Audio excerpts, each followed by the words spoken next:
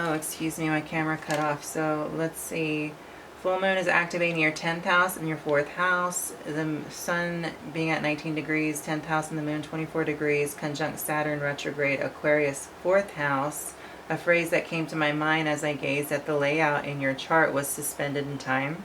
I just want to note that all your angular houses are fixed on the Grand Cross. Once again, your foundation with emotional security moon is needing to be stabilized Saturn by detaching a bit Aquarius, the full moon with Saturn here. The 4th house has culminated a secure and safe place for you to detach from the external. So your life is being simplified here through this compression of this Grand Cross, this tense energy culminating, so you can drop your guard and relax. The sun in Leo here, 10th house, is requiring a lot from you, and Venus entering Leo 0 degrees here is moving into your 10th house, influencing the value of simplicity.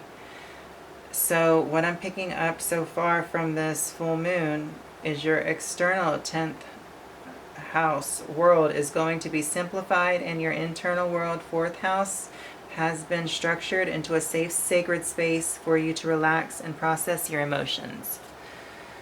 So also this Grand Cross is activating all of your angular fixed houses once again, involving 1st, 7th, and 10th. Right off the bat, I'm seeing partnerships being tested because there's something going on in the home, 4th house here. We have Saturn and the moon conjunct. Saturn's retrograde, almost going into a balsamic phase in the sign of Aquarius here. And a career, 10th house, that is causing some conflict or stress, because the full moon is definitely releasing something coming to a head. So this, and then because it's with this Grand Cross, I mean, it could be something that's a bit tense, or a lot tense, or just something that, you know, doesn't necessarily, has to just be dealt with, we'll say.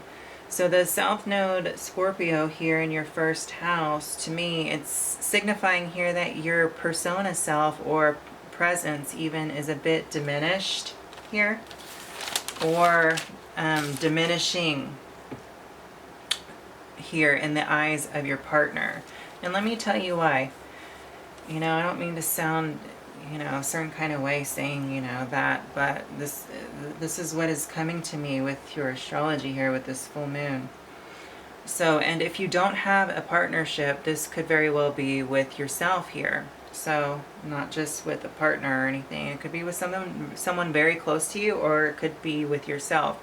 So your 7th house, with the North Node, 17 degrees conjunct Mars, 25 degrees conjunct Uranus, 18 degrees, which is suggesting there's a need to be a new, you know, North Node, new way, or through innovating Uranus, right here, a new way of igniting some passion, Mars, with the relationship, because in the sign of Taurus, the senses need to be stimulated here, or the relationship needs a break, because Mars separates and Uranus liberates, and the North Node expands this energy, or wants to create a new path, so to say.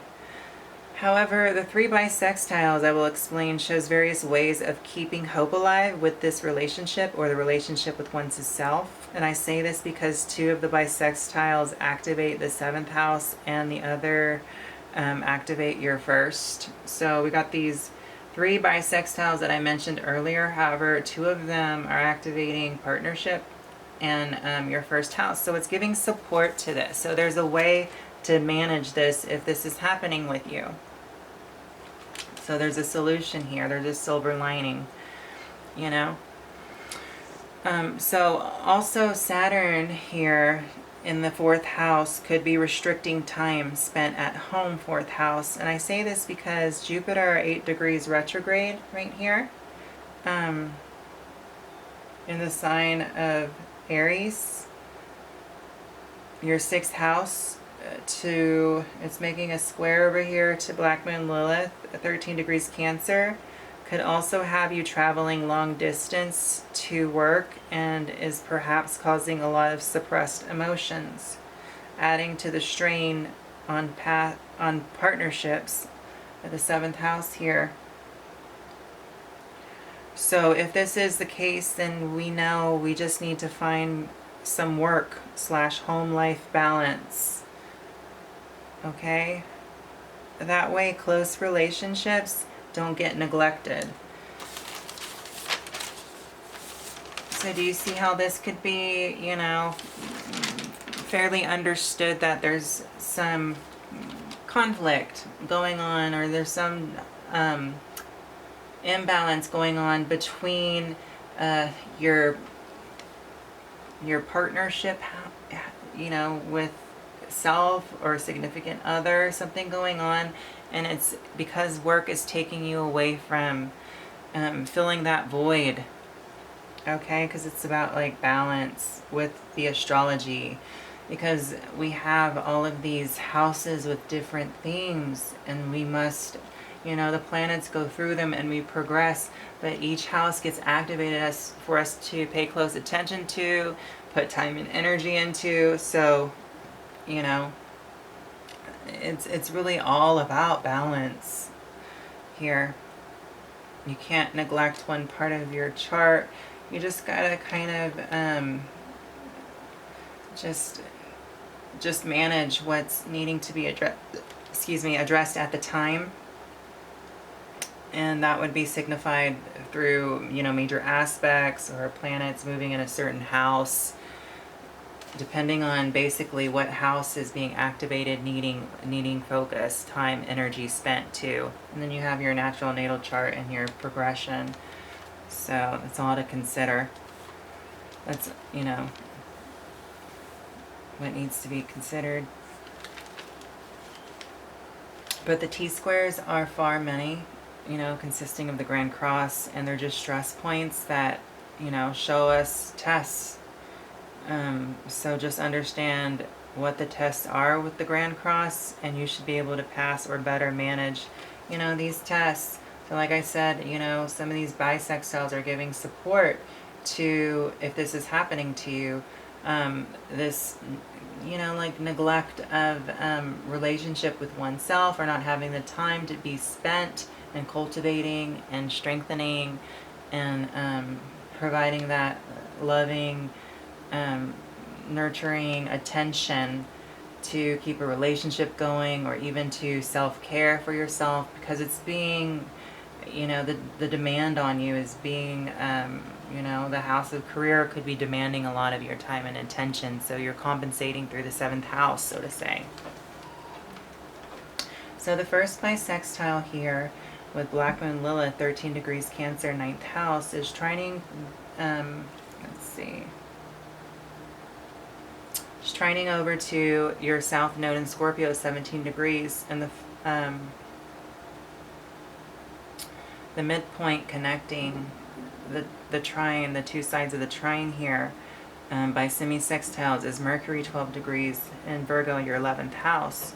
So the first bisextile in your prediction, we will just say solution number 1, because these are like solutions to what's going on if this is happening with you. To me, this trine with the South Node, 17 degrees, Scorpio, 1st house, and Black Moon Lilith, 13 degrees, Cancer, 9th house, is suggesting this isn't the first time, you know, this has gone on. So this is something that can be used as a tool and learned to, you know, manage something like this if now, and if it comes up again, because it's came up in the past, so to say. So the 7th house of partnership or dynamic, where there's been, you know, a need to adjust, balance, or compromise, with Mercury in the 11th house right here in Virgo. Perhaps work could be done online, 11th house, or colleagues at work Virgo and Mercury, 11th house, perhaps could split the workload, or something could be arranged so you could have more energy, Mars, and more freedom, Uranus, with your 7th house affairs here. And I say Mercury and Virgo, colleagues at work, because the 11th house is very, humanitarian, and it's like your associations and, the group dynamic where we help each other. And Virgo is already a sign that's very considerate, just be honest up front, and it will pick up slack when need to and adjust because it's mutable earth. And Virgo is, is understanding, accommodating there. So second bisextile or solution, solution is we have Mars 26 degrees, conjunct Uranus 18 degrees, conjunct this North Node 17 degrees in Taurus, your 7th house, and it's trining over to Pluto 26 degrees retrograde in Capricorn, which rules your 3rd house. And the midpoint is Neptune retrograde 24 degrees in the sign of Pisces, your 5th house. So here you could resurrect Pluto 26 degrees retrograde, perhaps a shared ambition, Capricorn, or you could transform Pluto, shared ambition, or eliminate, which also represents Pluto, some of the calculated details, which 3rd house Capricorn, calculated, 3rd house representing details, and focus more on fun, collective, spiritual matters up here. Neptune, Pisces in the 5th house, Neptune and Pisces, spiritual, collective, and then 5th house being fun, focusing on those matters. Because there's a compromise here with 7th house and the 3rd house with the trine. It's a good compromise too. So compromising your time, which is Capricorn, Saturn, and your energy, which is Mars right here, and Taurus, knowing how to use your energy wisely. So the 5th house could present a dreamy fantasism,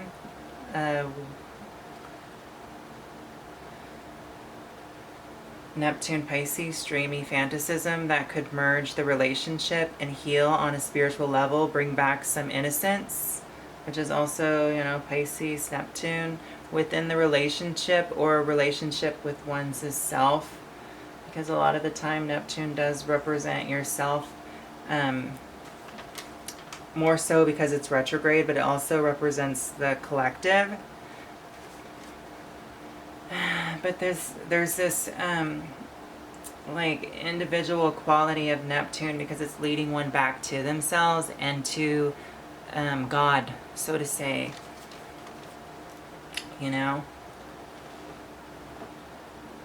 Pisces also represents that as well, because Neptune rules Pisces.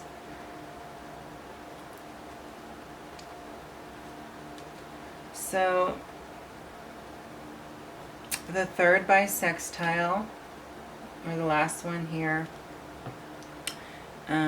or solution we could say, is the North Node 17 degrees up here in Taurus, your 7th house, with all this other energy. Mars conjunct Uranus, the North Node, Mars at 26, Uranus at 18, North Node at 17, and Taurus, the 7th house, and it's trining Mercury down here in Virgo, your 11th house, 12 degrees, and the midpoint connecting the trine by semi-sextiles is Black Moon Lilith, 13 degrees in Cancer, the 9th house. Here I see that there is a fear, which is Black Moon Lilith, 13 degrees, Cancer, 9th house, around separation. I say this because the 7th house with Mars, Uranus, engulfed by the North Node here in Taurus, could be limiting one's freedom, Uranus, or even ability to grow. So the idea here would be to create a safe place, Cancer, to talk about some of these fears, Black Moon Lilith, This Black Moon Lilith also represents fears because she's been suppressed and neglected and ostracized and outcasted. So she's very much guarded, even more so than the sign of Scorpio, and even, you know, some of the darkest energy possible. But she's very pure because she represents right brain, and there's this primitive instinctual nature that is very pure and innocent, whether we could understand that or not. So one could try to innovate 11th house, a new way to communicate, 11th house, a new way to communicate, Virgo, or excuse me, Mercury, communicate, in order to keep in touch more when separated by work responsibilities such as social media or the internet, perhaps FaceTime, which would be the 11th house here. And the sign of Virgo and Mercury here signifies this as a medicinal remedy to help resolve these concerns. So, you know, Virgo, it could be a medicinal remedy that you can, you know, use, put in your medicine bag. And Mercury, you know, communicate, keep the relationship healthy through communication, even if it's through social media or some sort of internet or phone, even, you know, just normal cell phone, hi, or text, you know, just to keep in touch, you know, tell one or each other what's going on. Or if you're by yourself, you could use this to, you know, even entertain yourself or keep that relationship going on with self if you're into social media and stuff like that.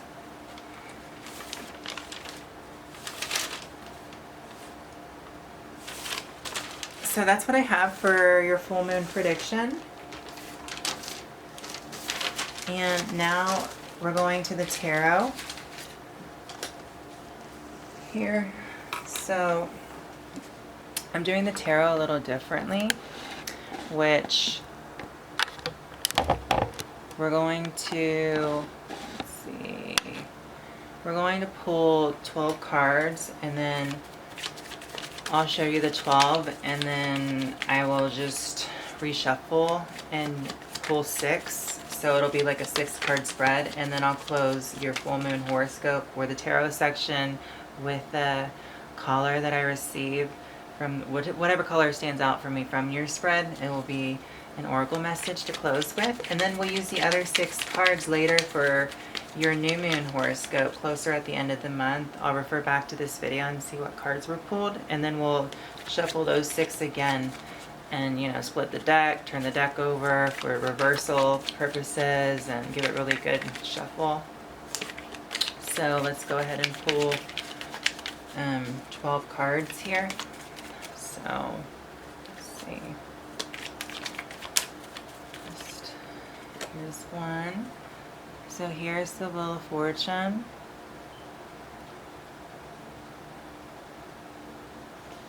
That's one card.